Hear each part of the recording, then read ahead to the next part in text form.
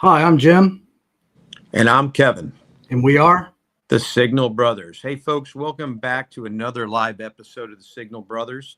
Hey, I'm operating a little bit off cue because I'm working off an iPad today. I'm in Oakley, California for this live podcast. Hey, we're excited today because we're going to be interviewing Reggie Bullock. Excited to have him on stage. Before we get started, just keep in mind that when we're doing this podcast, we're live. Never know what's going to come out of the mouth of Jim and I. We don't script this, so it's always exciting to see what comments each of us will make. Mm-hmm. Hey, just remember, anything we say here, they're our opinions. They're not representative of our employers or our families. So please keep that in mind. Hey, we love to take questions about our subject. And so the subjects we're covering. So if you got a question, hey, put it in the chat. We'd love to answer your questions. When we're talking, we see the questions come in and we answer them just as soon as we can. We're usually pretty responsive answering your questions as long as they're related to the subject. You passionate about something, we'd love to have you on this podcast and interview you just like we're doing for Reggie. And even if you don't want to be on the podcast, if you got an idea for a subject that you'd love us to cover, hey, put it in the chat and let us know. And so without further ado, I'd like to introduce Reggie to the stage. Hey, Reggie, that welcome. was an awesome interview. Opening. Thank you guys. Happy to be here with the Signal Brothers. Yeah, glad to have you. Glad to have you. Yeah, we're glad to have you, man. Thanks for taking time to join us. I know you're a super busy guy, so we're really excited to have you on. Awesome. Happy to be here. Yep. All right. Well, hey, Reggie, if you wanted to explain yourself a little bit, who you are, what you do, that kind of thing, that'd be great. Awesome. Yep. So I'm kind of a military brat. Come from a military family. My dad was Air Force. Was born in Philadelphia, Pennsylvania. From there, we did a little bit of time living in Saudi Arabia from the time I was about 2 to 4 years old. Then we moved back to Philly, then to Tennessee, right outside of Knoxville, Tennessee, a little town called Maryville, Tennessee. I was able to meet Peyton Manning there when he played for the Bulls. That was pretty awesome. He came to the base. From there, we moved up to Andrews Air Force Base when I was at the turn of the century. I think that was Y2K. So we got here in about 1999. And I've been in the Prince George's County area ever since. Since then, I had the opportunity just to, be in government contracting space, cybersecurity professional. Then, my wife had an opportunity to move overseas. So we went to Rome, Italy, lived in Rome, Italy for 3 years. There, I was able to work with the United Nations World Food Program. We were awarded the Nobel Peace Prize back in 2020. So I'm a Nobel Peace Prize laureate. And then from there, we transitioned to another place. And then, now I'm back here in Virginia. Good old Virginia is for lovers. And that's where I am. So that's a little bit about me. I'm also been a musician the whole time. I started my musical career back in 2005. Sorry. So been doing music for about 20 years now. I would consider, professionally. And I've just kind of been immersed in the technology of music from the very beginning. So every change that they've made from, just going from the physical machines to the digital side of things. And then I was in 2020, I decided to really start to, when COVID hit, just rededicate myself to the business side of music. So I started releasing songs, and originally they were just beats for my artist called Auze. I started that in college in 2010, and from there Auze has grown exponentially. And so from an entrepreneurship perspective, I kind of have taken some different strategies that are not necessarily just traditional route. I wanted to kind of be more, I would say, Walmart as opposed to Louis Vuitton. So I was trying to be the Walmart of music. And recently we just crossed, I have 1,000 songs published, officially published and distributed. And we had on one of my catalogs, 2 weeks ago, we reached 136 million streams, which is pretty awesome. Wow. And Wow, that's yep. yeah, So that's now, amazing, man. thank you. So it's exciting, and this weekend I just did about 10 songs, and then next year I have some songs pretty much scheduled to come out, pre-scheduled to come out every day, and so yeah, I'm here. We're working with all of the new AI technology that's out there. I'm trying it out and putting it out and just trying to be on the tip end of the spear when it comes to AI and entrepreneurship and music. So thanks for having me. That's awesome. fantastic. So Reggie, so what drove you to get into entrepreneurship? How did you, I mean, did you just wake up one day and decide, hey, this is, I don't want to take the average path of working 9 to 5. What got you into entrepreneurship? Yeah, so I was about 12 years old, and my dad, being from Philly, he was an entrepreneur very early on. Very early on. Like, he washed windows and cut grass and did all of those things. So I kind of grew up in a household.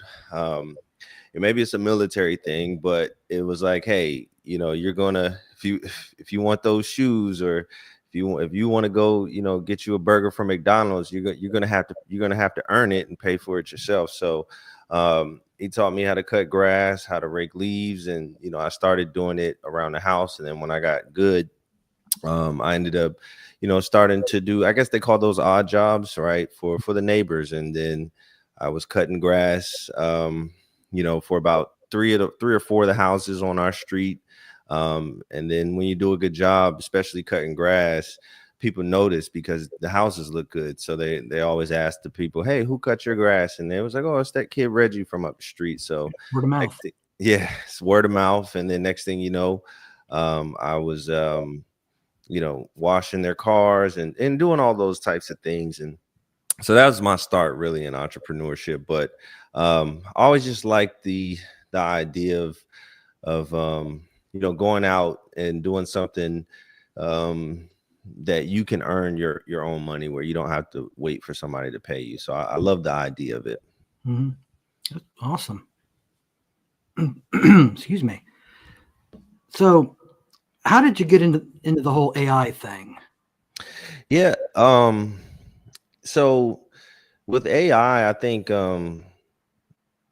it's been a natural kind of progression for me, because like I said, I've been involved in every like technological evolution of music. And I think AI first started with, in my opinion, kind of auto tune. If you remember, like T-Pain came out with all of these songs, and maybe it was Roger and Zapp. Really, we got to give those guys credit for Computer Love and those songs from early on. And so, as someone who has musical talent, but I am not really a singer, as you guys just saw just a moment ago. So I really, really wanted to sing. And so it kind of, when auto-tune came out, I was really trying to find it, and it was very expensive. And I think that it was like, it almost cost about like $750 at one point for the application itself. And I wasn't able to purchase it, so I kind of got the cheap version that came with one of the softwares I was using. So from there, little tiny plugins, they call them plugins in music, or VST, which is a virtual software instrument. And over time, they got better and better. There's one that came out by Unison called Drum Monkey, and this thing is kind of cool, right? It's it's a little monkey on the screen, and you press a button, and it's like a red button, and it'll come out with a drum beat, to any type of beat. If you wanted a rock and roll beat, a hip hop beat, house or gospel, you just press that button and it comes out. I thought that was so incredible, because someone who, you know, plays the piano a little bit, sometimes on the business side, I think I always look at speed to market. And so the faster that I could make a song, that meant the more songs that I could make, the more products that I could put into my store. And then from there, when Chat GPT came out, I just early on was just asking it a lot of questions. And so I think that was my questions were centered around, well, how do I, you know, make my music better? How do I make music faster? How do I, you know, just do different things of that nature? And then from there, there were some plugins that came out, that were able to generate songs. And then now they have, you know, plugins that could, the other pieces, the music side is one thing. I know that I'll always be able to do that, but the one disadvantage that I had was I always focused on making so much music where I didn't have video content. And in today's world, if you don't have video content for anything really, you're going to be behind on the marketing side, because the video is the true connection to marketing, and to the consumer. And so I found something called, I guess it was Higgs Field AI recently that I've been dabbling with, and I was able to, you know, create from the idea. I used Chat GPT to kind of create the idea, and then from that idea, I kind of put that prompt into Higgs Field AI, and then with Higgs Field AI, you're able to put about 14 realistic photos of yourself into their AI, and then from there they will generate an image of you into any type of format that you want, and then from there they're able to convert the image, the photo, into the video, and so that's how I got into it, and now we're just cranking out products. Well, it's interesting, Reggie, because you know, I don't know, was it 4 weeks ago we got together, you and I, and we were on the boat, and I said, hey, you know, what kind of music you guys want to listen to? And so you said, hey, I got some music, and so we started playing it, and I thought it was amazing, right? And Clayton asked me, he goes, hey, who do you think's singing that? I said, well, that's Reggie. And you said, no, it's AI, right? Yeah. And I couldn't believe it. I was just so shocked. And before we give you a chance to comment, we just want to play, like, I think this is one of the songs you're getting ready to release, and I'm just going to play a little bit of it for the audience to hear it, right? All right. And it's just amazing. Here we go. I feel like I've been through it all. I feel like I've been through it all. Been through it all. Been through it all. I feel like I'm expected to fall. Please change me. Please rearrange me. Rearrange me. I know that I'm still me. Same OG, same OG. Elevate to a capital G, capital G. Only G energy. Amazing, man. I would you. never guess that would be AI. So talk to us about the AI. Talked about Ozay. Talk how you know, how did you create Ozay, and how did that all come about with your music? Thank you. Yeah. So Ozay came from, you know, really it started in college in 2010. So the brand at this point is 15 years old, which is incredible to look back on, and now just crossing, like I said, 1,000 songs, 136 million streams. It took me 4 years to make $1 from my publishing, from the start of in 2020. So the idea really came in college, and it was just, you know, I think there's something about the power of not giving up on something, right? I think a lot of us have, you know, great ideas, And then over time, life happens to us. But in my case, what I did was every year I would aim to just make at least one song, right? Or one project or one album, and keep the love of that. And so as time progressed, really it's funny, when I had my daughter, so I have two children. I have a 4-year-old girl and an 8-year-old boy. And when each of them were born, it kind of just unlocked like this creative passion in me again. And so when my son was born, something hit me like a ton of bricks, and I said to myself, how can I teach someone to chase their dreams? How can I teach my son to chase his dreams if I've given up on mine? So that was something that hit me with my son, and that's where in 2020, during COVID, I said, well, I'm just gonna jump back into it. And so when my daughter was born, I had already been, doing music again for 4 years. Um, and then I was watching Coco Melon, and I'm just we were just, I don't know if you got kids or grandkids, but I mean every day it's just, Coco Melon just playing all day throughout the day. So I got the idea to make my own children's music. Um, and actually, Row Row Row Your Boat was one of the songs that did about 84 million streams on its own. And so I have to thank my daughter for that. But music is just, my dad was a DJ coming up. And my family actually have been in the music industry. So in 2005, when I first started my music career, I was working with my uncle who had already had, platinum records, gold records. Unfortunately, he died the next year in 2006, and so it kind of changed a little bit of, I think maybe the trajectory that I would have had I been continuously working with him. But I just didn't give up, and I think that now with AI, um, you know, there's a lot of AI music out there, but I pride myself on being a songwriter. I have a lot of emotions inside of me, a lot of thoughts and things. And so the song that you just played is actually called G Energy.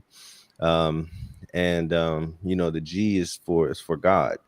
And so it's really a powerful, a positive song to where, we're only focusing on, G energy that's inside of us. And so it's saying that I feel like I've been through it all, because I have my own struggles, and day to day where I'm just trying to. It's a challenging world that we're living in. There's a lot of controversy, a lot of just anger, violence, and things that kind of trigger a lot of people to be angry and to be sad, or to be this, that, or the other. And so for me, um at this point in my life, I'm 36 years old, and I know, just saying I feel like I've been through it all is kind of crazy, because obviously I haven't, right? I have more life left to live, God willing. But at this point, just the feeling of thinking that you've been through it all, I wanted to express that in a song. And then it's just saying, hey, we're only going to focus on the good. We're only, the G. There's so many good words that the G can stand for. So kind of all of those G words, I tried to like throw them into a song. And so what I do now is really try to focus on a story or a song, and just positivity, and put something into a song that, even though maybe it's coming from AI, maybe it's not, some of the music that I do um isn't AI. Some of the stuff that I do is. And I think that over the past year or so, the majority of things does have an AI element. But if you were to go look at my discography, um you would quickly understand that it couldn't be AI, just because of the timeline, right? Like in 2020, there was no AI out there. In 2022, there was no AI out there, right? So I have, about 56 projects that are, distributed and published. And I think, the majority of them are not AI. But now, in order to compete, I think you have to use it. I think that's the status quo, and that's where the industry is going. So I just want to keep up with the times, and put a good product out there for hopefully gain some fans. That's awesome. Thanks. Yeah, great. That's awesome. Now, you recently took that to your music videos as well. Oh yeah. Yes, sir. And if you don't mind us embarrassing you, we could put one up real quick. Oh wow, let's do it. Let's do it. I'm excited about it. Where's my?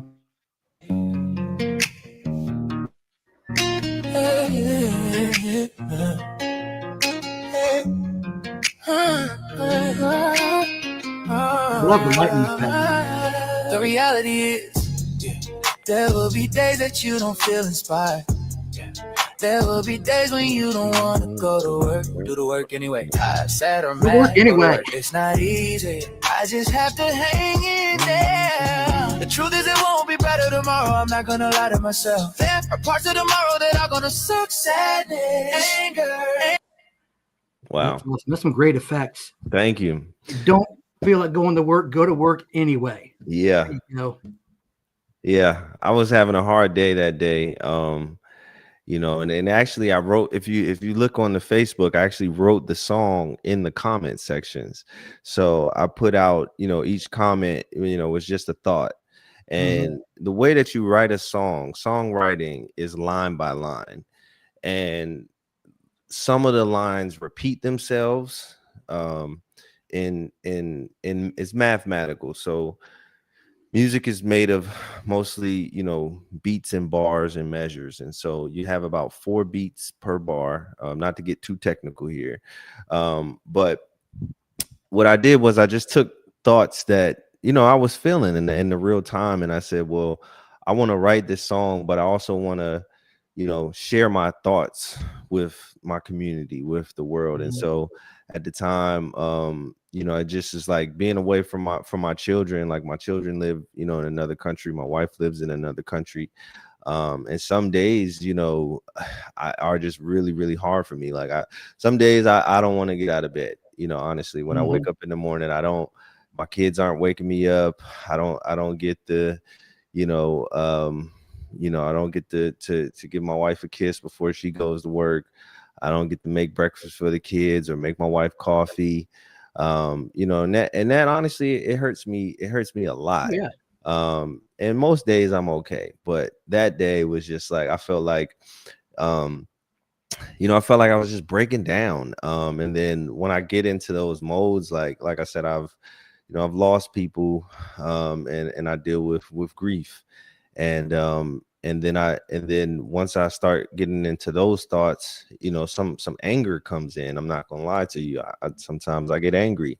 And then when there's things that I can't do about the anger, the anger just kind of just sit with it, and it kind of bottles up.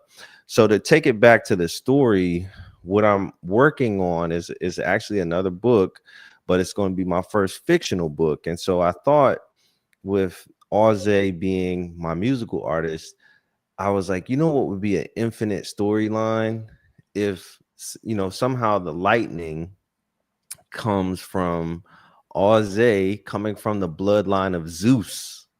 So I was like, if, Auze can inherit these lightning powers somehow, it can, just be a positive thing and a positive image. So that's where the lightning comes from. Is I'm working on the character development of the story to have, because I think once you get into Greek mythology, like you can tap into so many different characters and so many different storylines, and even maybe build new characters and new artists that are able to express things. And so with the video, now they call these things visualizers. So that one is a visualizer where it's not a full video, but it's a loop essentially.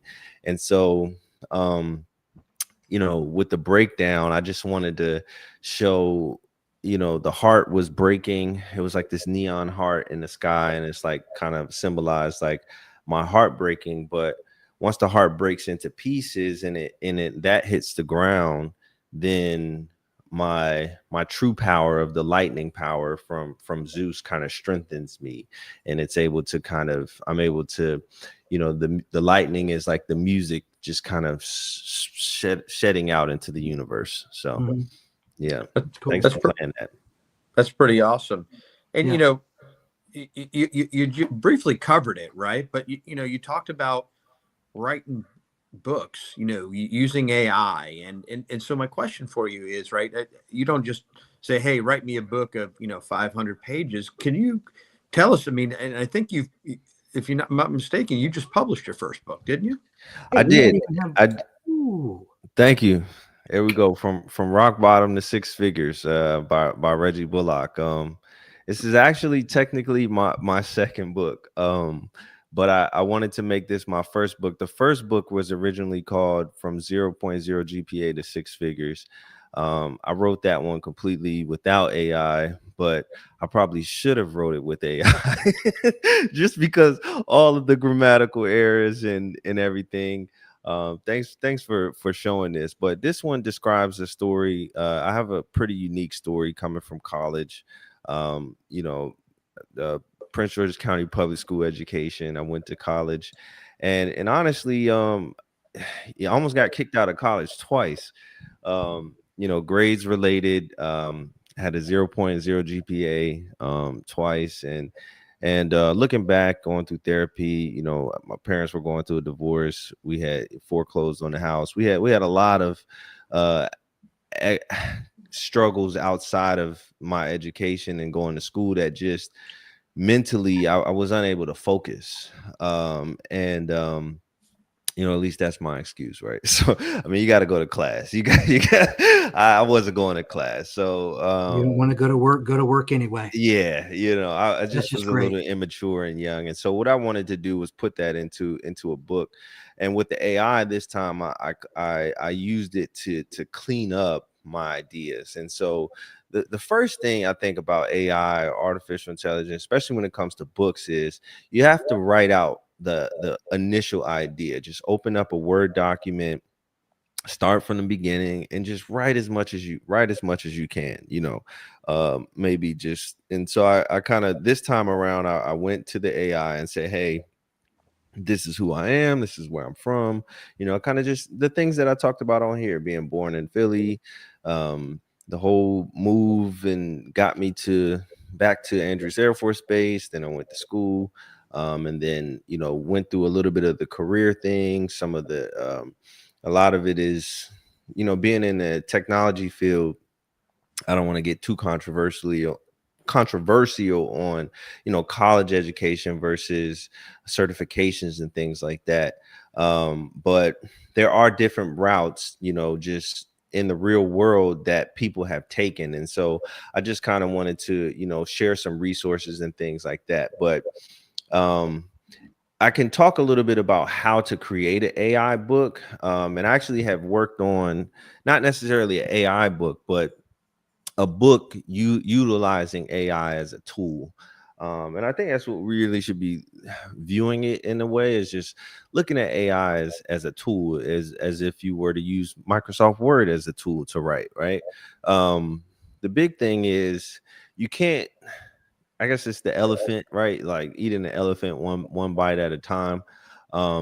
First you put that initial page out, idea out there, and you kind of train it and educate it on who you are.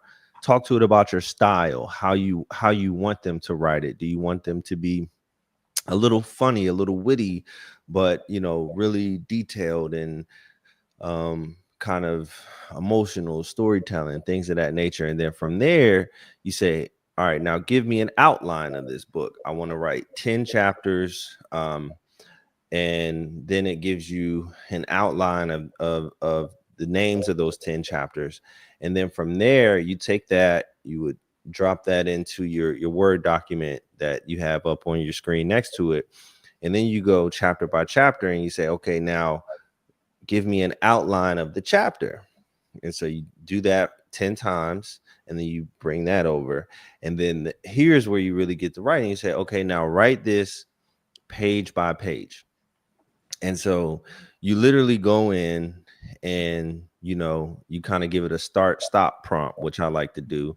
And I'm like, all right, start, write page 1 through 2. Because what happens is in AI, if you try to get it to write 194 pages, it's going to be all over the place. It's not going to be a continuous, seamless story of thought. It's going to just be the AI's book instead of Kevin's book or Jim's book or Reggie's book. It's kind of going to take your idea and just go all off the rails with it. It's not going to be how you want it to be. So I recommend actually writing it page by page, and from there you get full creative control, because at that point you're able to remove the things that you don't like, add the things that you do like.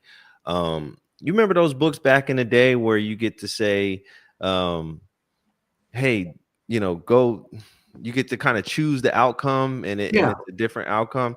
That's kind of how I view, writing the book. If you do it that way, I don't think you can go wrong. I'm actually helping a friend of mine work on her book. We actually just finished it, and we're just working on the cover now. So that's a new kind of entrepreneurial thing that I'm looking to do, is help other people write their books, because I think human stories matter, and just being able to tells people stories, or the stories that they want to tell, put them onto a book.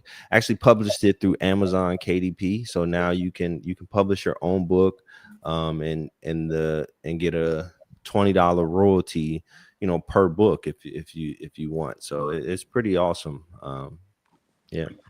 So let me ask you this one question, Reggie, because and I'm asking because I want you to educate people, right? This is not to put you on the defense, so please don't take this wrong, right? There's a lot of people that would look and say, hey, if you're using AI to help you make your music and write your books and your videos, right? Yeah. Is it really music? Is it really a book? And so I'm on board with what you're doing, but communicate to the folks out there why this is the future.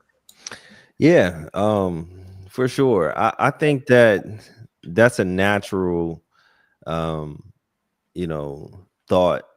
and a natural reaction to AI, and also to just, I look at historically the evolution of innovation, right?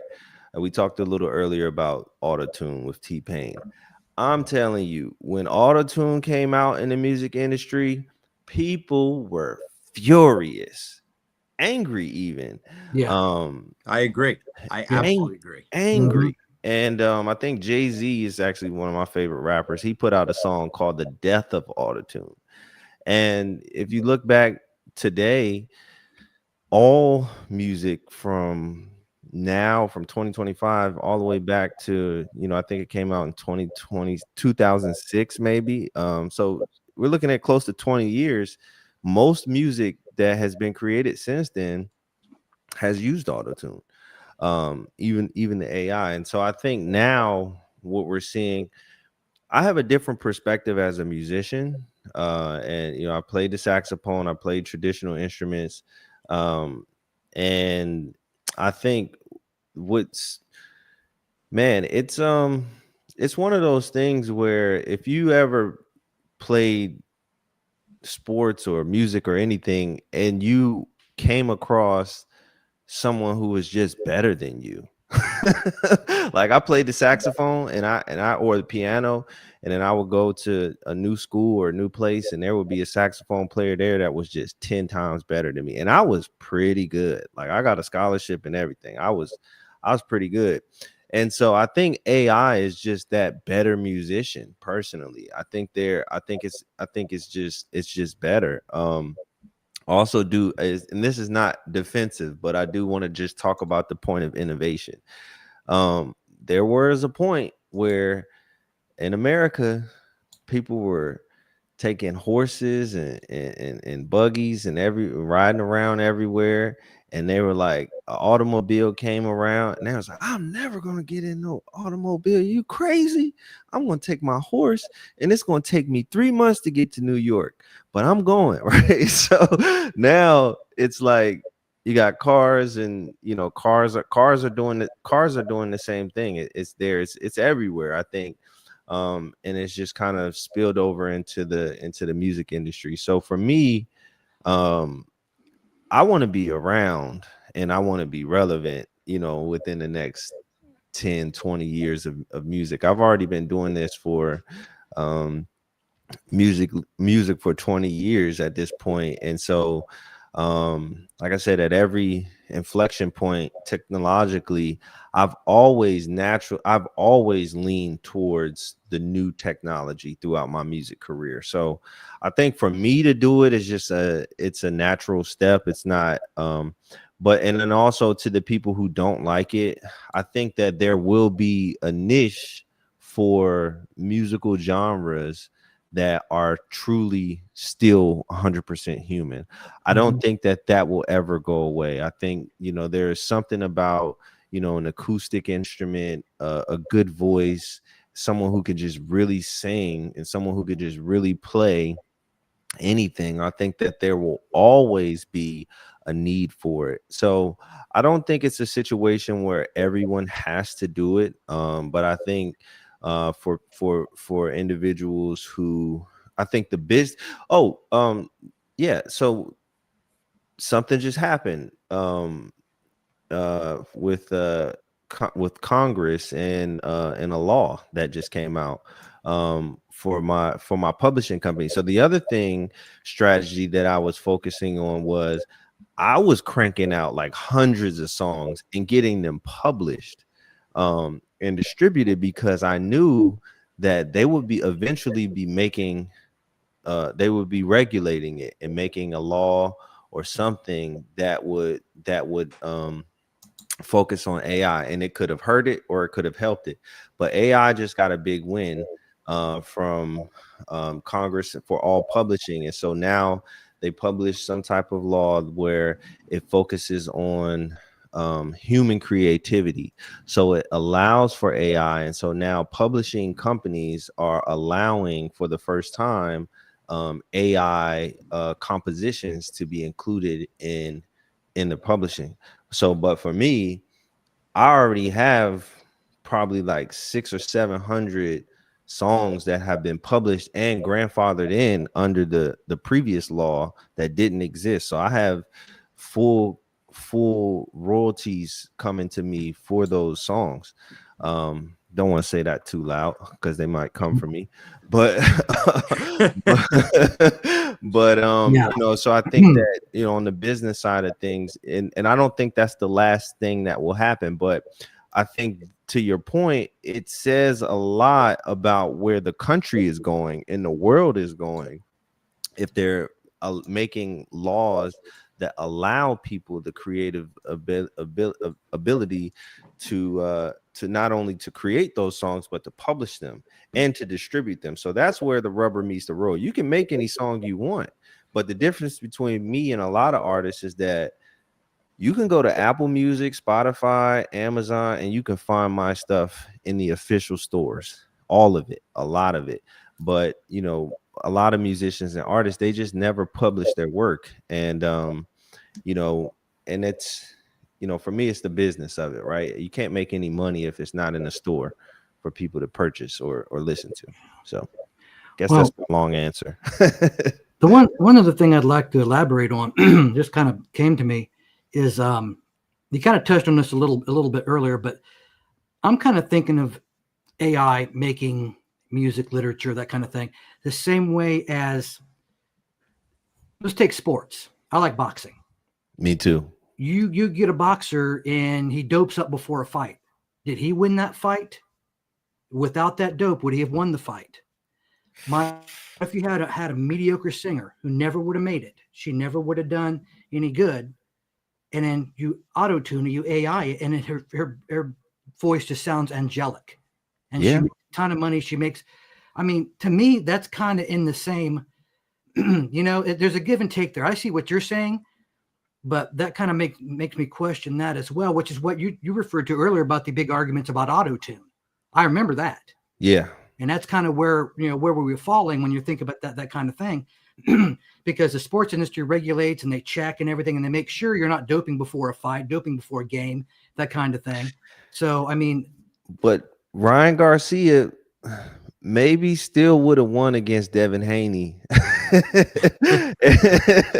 And I think that they're saying that there were trace amounts, although in my music there is not trace amounts of AI. There is AI there. But I agree with you. I think I don't want I like boxing, so I don't want to get too much. I don't want to talk about the boxers too much, but a lot of professional boxers say that, I mean, steroids, doping, as you call it, are prevalent in the sport. That's why they have a lot of testing and things of that nature. And yeah, it is. It puts your voice on. I get the point. It's putting you on steroids, absolutely. But they can put trash on steroids too. and it's gonna come out. It's just gonna be like, what the heck are you talking about? Like, this is, I mean, it sounds good, but what are you saying? You know what I mean? Like, I like your reference. I like your reference of it being a tool. It's not a replacement. It's a tool. It's an assistant. It's something to use like your microphone or like your pedal stand or anything like that. It's not meant to replace us. It's meant to assist us. Exactly. Yeah. Exactly. Yeah. So Reggie, you've been doing this for a while. And if somebody watching this podcast, right, because we get a lot of people that watch after as well, right, and they wanted to get a hold of you for assistance in developing music or a video or a book using AI, how do people get in touch with you, Reggie? Yeah, probably Facebook is probably the best way. I would say just send me a message on Facebook. I'll try to answer. And that, I think that's the best way. Or just if you go to any of the channels, I think my YouTube channel has my email address on there. Most of the places I have either have a messaging function, like or it will have my email address up there, if you find it that way. Don't want to put it out there on this platform, but I would say just I'm on pretty much most of the social medias, and I check it, at least weekly, and then from there, or if there are any special guests that are listeners of the Signal Brothers, reach out to the Signal Brothers, and if I think that will be like people who really listen to this and are serious about it. You can reach out to me and let me know that one of your people are doing it, and I will definitely pay attention and work with them, for sure. Because I mean, for me, I'm kind of a serious guy. I play around a lot, but when it comes to this stuff, we have so many projects right now that we're trying to really knock out. And my goal is to make money while I'm sleeping. And really the only way that you can do that is if you plan and schedule things, and you create the work now and schedule it out all the way to the end of 2027 or 2028, right? I think that's how we do it. So if someone wants to be a part of that, man, we could use all the help we can get. That's great.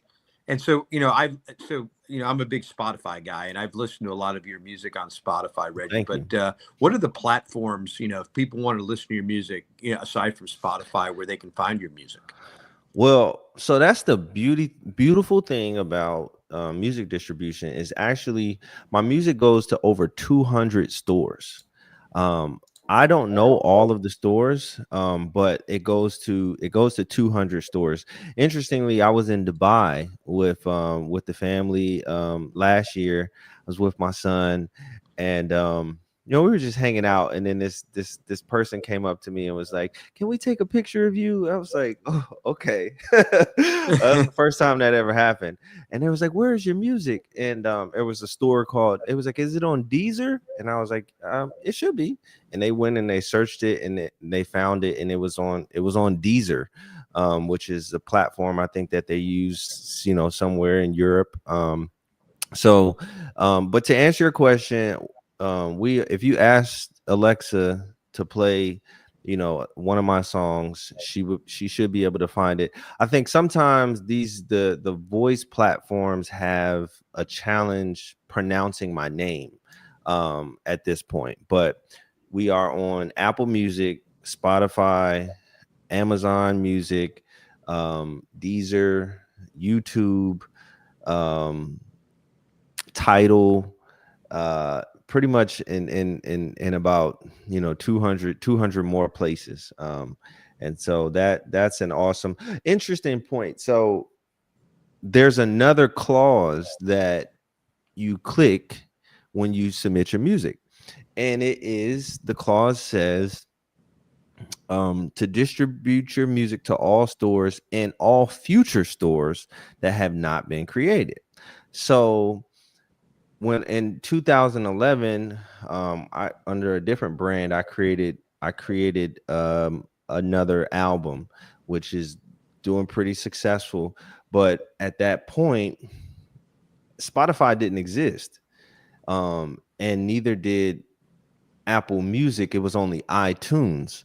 So once those stores were created or apps were created, it automatically enrolled my music into it. So one of the things that I'm banking on when it comes to this music is that 10 years from now, music is forever. It's it's almost like real estate, except it doesn't cost you anything. You don't have to change a furnace or anything. Once it's out there, it's out there.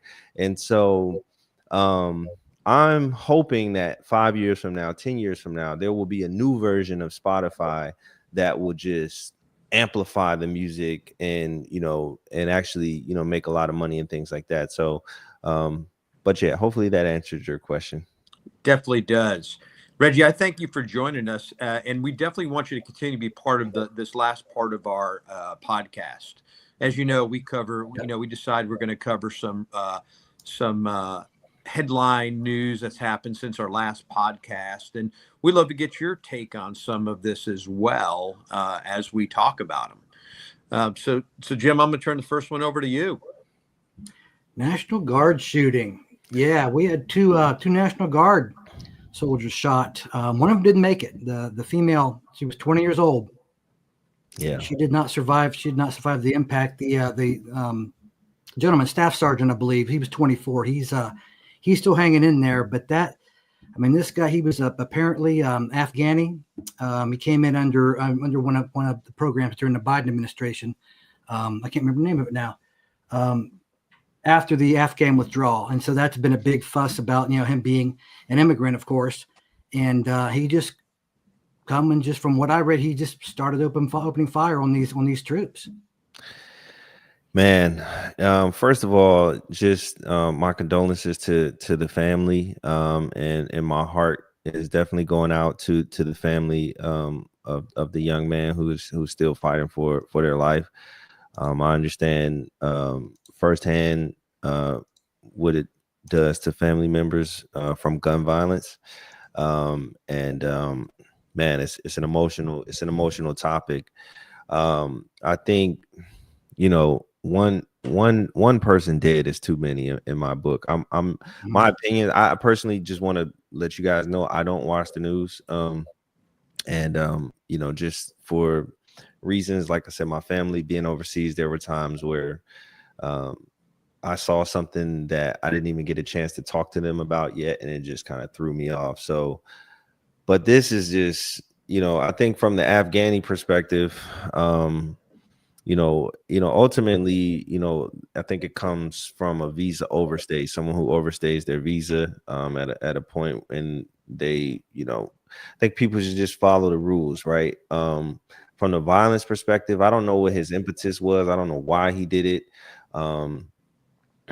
I do know that, some people are just they call it now self-radicalized, where people are just going down these long tunnels and rabbit holes on, all of these different social media platforms. And then the algorithms are just, I'm not blaming the algorithm or anything, but it's constantly just hitting them with just toxic stuff, man. So, The person who Yeah. did it is just, that individual is a horrible person. And I think that Yeah. they should suffer the consequences of their actions. I hope that it doesn't inspire copycats or people to do these things, but it's It's just not. wrong. It's just It's wrong. not just Yeah. that he was an immigrant. It's the fact that they're focusing on that, because I mean, we have plenty of shootings, unfortunately, where they're not immigrants. Yeah. Yeah. Because this guy is one. That's one of the things they're focusing on, right or wrong. I mean, that's part of the conversation now. So Yeah. I think some of the interesting aspects on this are this. Number one, he shouldn't have had a gun, right? But he had a gun, right? And so we always talk about gun control, that we need gun control, we need to control guns. Here's a classic point of, you can put gun control in place. It's not going to stop somebody from getting a gun if they want No. a gun. Number Right. one. Bad guy Number again. Yeah, number two, right? So the guy was from Afghanistan. I got it. I got the issues that concerning that and relative to that. But here's the reality. The reality is, this guy worked with the CIA. He worked with the military, right? So he wasn't just an unknown entity, right, that entered. And he was granted, he came in under the Biden era. That's true. It was this administration that granted him the asylum status, right? So I'm not knocking that, right? Because I think there was valid reasons to grant him the asylum status. So it goes back to what you said, Jim, and what you said, Reggie, is anybody can be radicalized, right? Anybody can go down a radicalization path.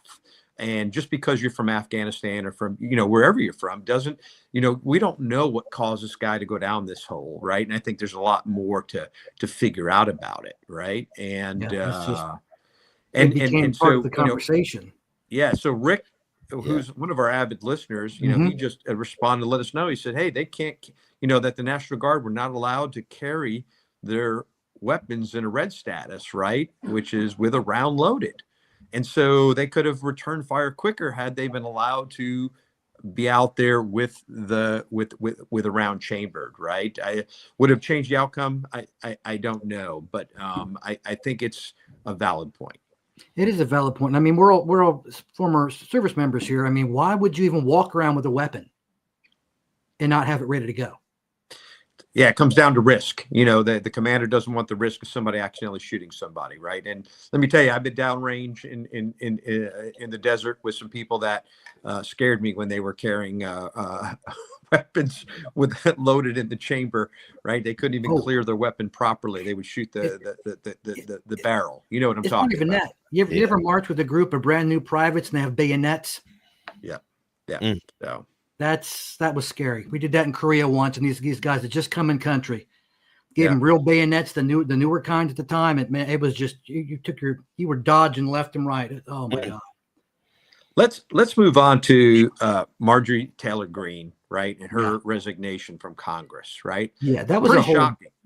Pretty shocking. 180. Yeah, 180. Because she was a staunch supporter of President Trump, and obviously they had a falling out. And wow, all of a sudden now, right, she falls out of favor with Trump, and now she's out. Yeah, it's like you can't have a disagreement and still stay. I don't understand why she had to take that extreme route. I mean, like I said, I don't watch the news here, but I know in the previous administration, like there's a lot of people there, like Steve Bannon, and then I think they had what was the girl's name? I don't want to say Condoleezza Rice. Omarosa, I think, was one of the people that kind of, and then they had that that cycle of just different were those people that stand in the front and talk the correspondents, press secretaries, press secretaries, yeah. So I mean, I think that it's an administration where you're either in or you're out. One day you could be on the inside. That actually I don't know that to say that much, but I would just say that if she doesn't feel like she can serve the American people, and she feels like she needs to to move on and move on.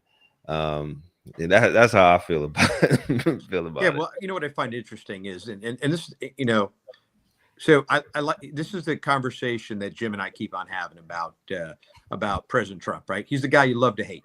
And by that is, I love a lot of things he does, but I hate a lot of things he does, right? And if the whole reason we started this podcast is because we want to hear opinions of people we don't agree with, right? We Mhm. want to learn and grow. Yeah. How do you And grow without that?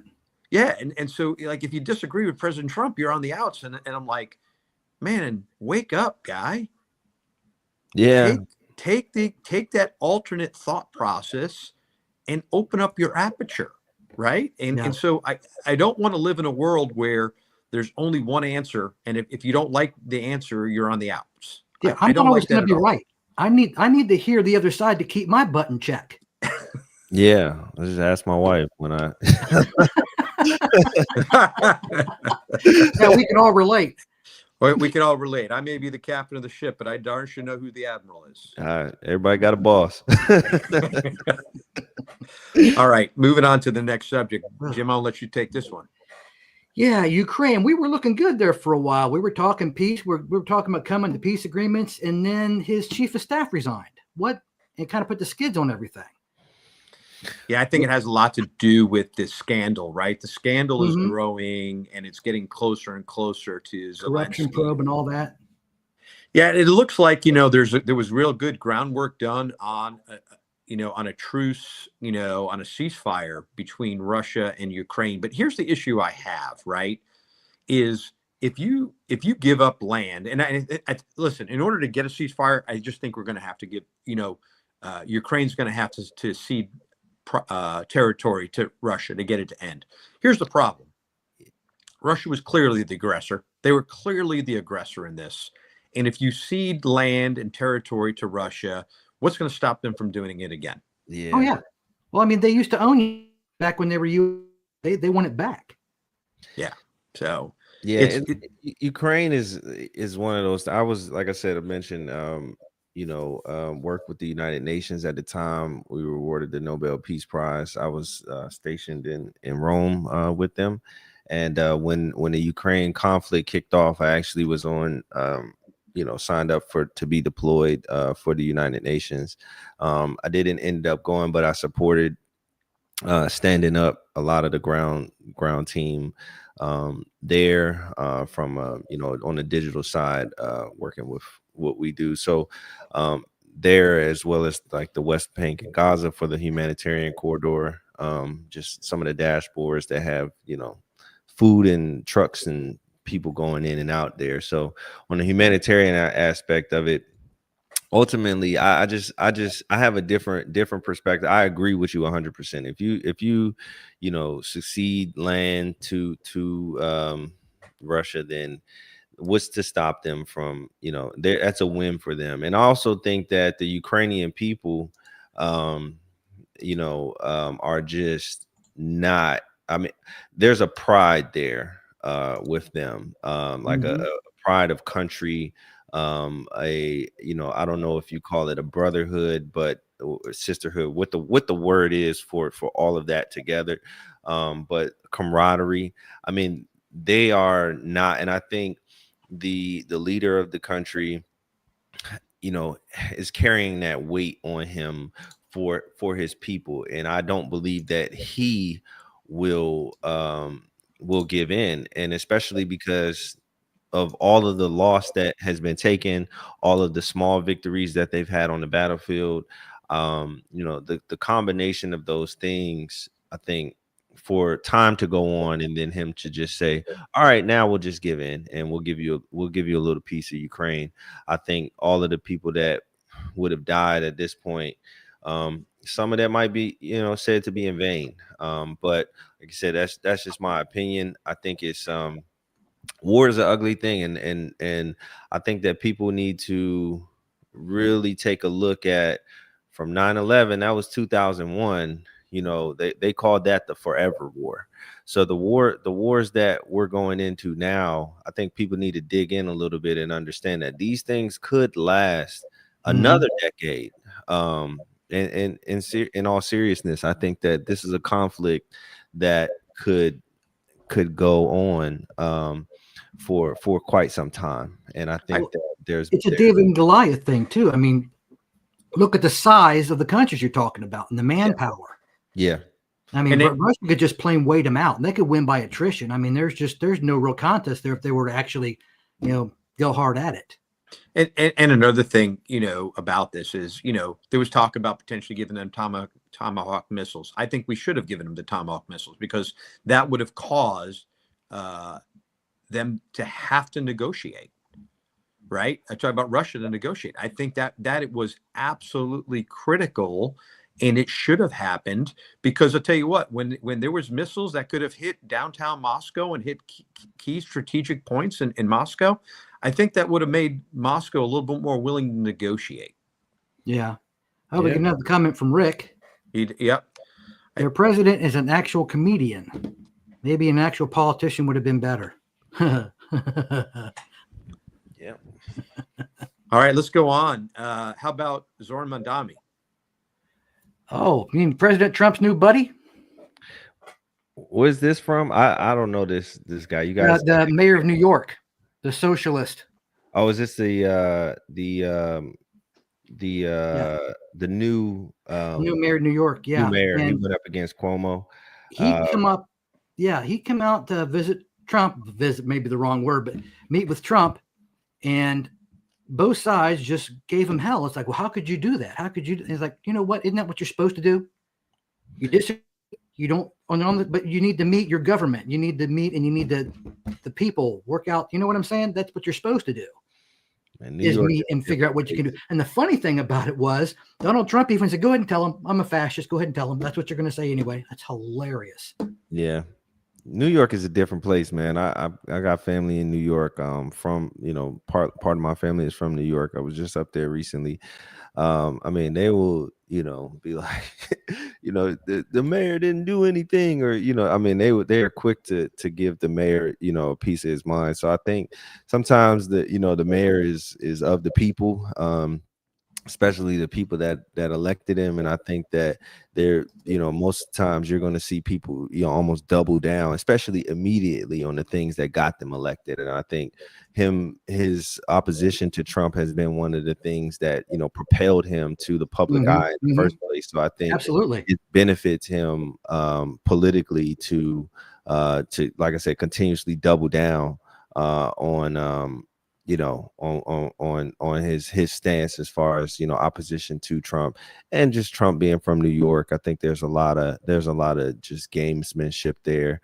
It's the New York city people, man, are just like it's New York, man. It's New York. Here's the thing is his win has propelled a lot of other social democrats that are out there running for office, and I if you look, a lot of the Democrats were reluctant to endorse him, right? And now there's a large wave of social democrats that are coming prominent because of this. And I think we definitely next year, Jim, we need to cover, right, how he's doing. We need to take, how we did like the report card on Trump. I think we had to do a report card on Mandami, right, and see how he's doing, right? Because there's a lot of things he wants to do, which is good for the average folk, but it comes down to the bottom line. How you paying for it? Yeah, I mean, because it is just a city, just local city government, but it is like the largest, most influential city we have. Absolutely. So I mean, yeah. All righty. Last subject, Lane Kiffin. Wow, this is big deal. LSU, let's go, baby. This is a big deal. I mean, Lane Kiffin's always been a great quarterback. I mean, he's done some great time in Alabama under Saban, right? He's grown to be his own brand at Ole Miss. I mean, look at Ole Miss was potentially going to be in the playoffs. And then he had to make a decision of whether he's going to go to LSU or not, right? And so my take on this, I don't know why he would want to go to LSU. I can't understand it for the life of me. Not because you wouldn't want to go to LSU, but look how LSU got rid of. Look how LSU got rid of Brian Kelly. It's crazy. It's crazy what's going on. I don't know why you would take a risk. You built your dynasty at Ole Miss, and you were on the upswing. And I really think he could have probably built a national champion team that would take down Ohio State in a minute, but that's a whole nother story, right, Jim? I mean, but dude, these transfer portals, I heard they got a portal in season now. It's like 2 transfer portals. I first heard about Lane Kiffin moving from Theo Vaughn. I think that guy's hilarious. I love that podcast. But shout out to Theo Vaughn. But anyway, he's friends with Lane Kiffin, and he kind of leaked it a little bit, saying, "Hey, Lane is going to leave Ole Miss and go over to LSU." And I think that he ended up having to talk. It came out to the players, and it got real messy. And Lane said, "Hey, we're going to focus on these games, right? That's it's happening, going on outside." So I think he's a leader of men. And I think that you kind of have to be, right. And in today's world, I mean, if the players are just moving and leaving and going wherever, I think LSU is, I first started liking LSU because of Leonard Fournette. That dude could run that football. Oh my goodness, man. Hopefully, it's sad for the people that like Ole Miss.